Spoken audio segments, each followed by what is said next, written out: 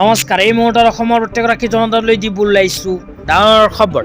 আজি হৈছে 23 ফেব্ৰুৱাৰী। আজি অসমৰ লাখ লাখ দুখীয়াসকললৈ কেইখনমান চৰকাৰী আঁচনিলৈ দিব ওলাইছোঁ ডাঙৰ খবৰ।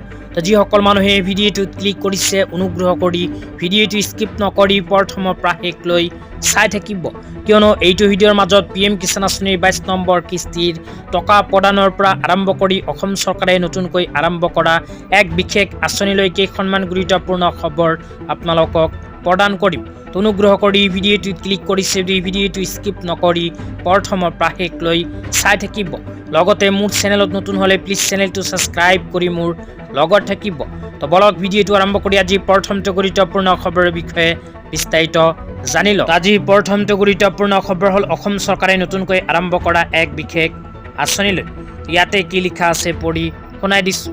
ইয়াতে লিখা আছে AI চলিত কেমেৰাৰে হাতীৰ গতিবিধি নিৰীক্ষণ কৰি সঠিক সময়ত তাৎক্ষণিক সতৰ্কবাণী। 5 জিলা গোৱালপাৰা, নগাঁও, বাক্সা, শোণিতপুৰ, ওদালগুৰি। সংঘাতৰ ফলত মৃত্যু হোৱা লোকৰ পৰিয়ালক 4 লাখ টকাৰ পৰা আৰম্ভ কৰি 6 লাখ টকাৰ ক্ষতিপূৰণ অসম চৰকাৰে এইখন আঁচনিৰ জৰিয়তে প্ৰদান কৰিব। তাৰপিছত লিখা আছে বনৰীয়া হাতীয়ে খেতি নষ্ট কৰিলে প্ৰতি বিঘা খেতিত 7,500 টকাৰ পৰা আৰম্ভ কৰি 8,000 টকাৰ ক্ষতিপূৰণ প্ৰদান কৰিব। তাৰপিছত আৰু লিখা আছে হাতী মানুহৰ সংঘাত নিৰ্মূলৰ বাবে গজমিত্ৰ আঁচনি। অসম চৰকাৰে হাতী মানুহৰ সংঘাতৰ ফলত ক্ষতি হোৱাৰ বাবে আৰম্ভ কৰিছে গজমিত্ৰ আঁচনি। এইখন আঁচনিৰ জৰিয়তে কৃষকসকলে লাভ কৰিব আৰ্থিক সাহায্য।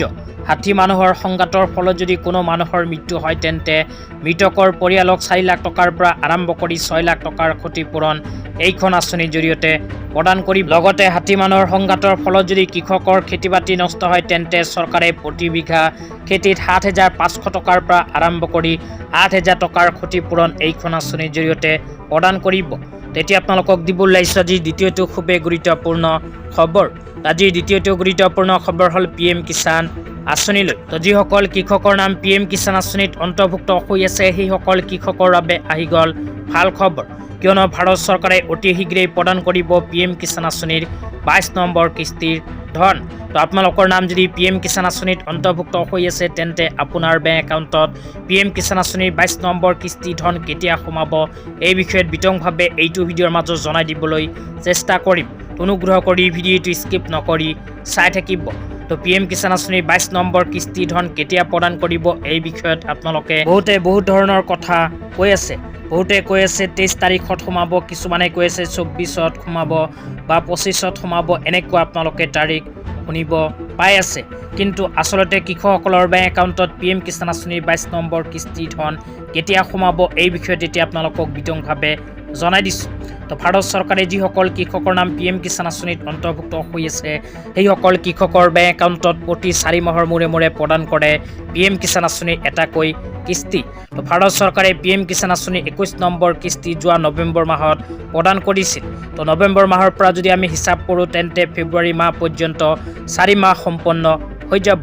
সেইকাৰণে আমি ক'ব পাৰোঁ ফেব্ৰুৱাৰী মাহত যিহেতু 4 মাহ সম্পূৰ্ণ হৈ যাব, সেইকাৰণে অহা মাৰ্চ মাহৰ প্ৰথমতে কৃষকসকলে নিজৰ বেংক একাউণ্টত PM কিষাণ আঁচনিৰ 22 নম্বৰ কিস্তি ধন লাভ কৰিব। আপোনালোকে ফেব্ৰুৱাৰী মাহত PM কিষাণ আঁচনিৰ টকা নাপাব পাৰে, কিয়নো PM কিষাণ আঁচনিৰ টকা যদি ফেব্ৰুৱাৰী মাহৰ শেষত প্ৰদান কৰিলে হয় তেন্তে ভাৰত চৰকাৰৰ ফালৰ পৰা PM কিষাণ আঁচনিৰ ডেট প্ৰকাশ কৰিলে হয়।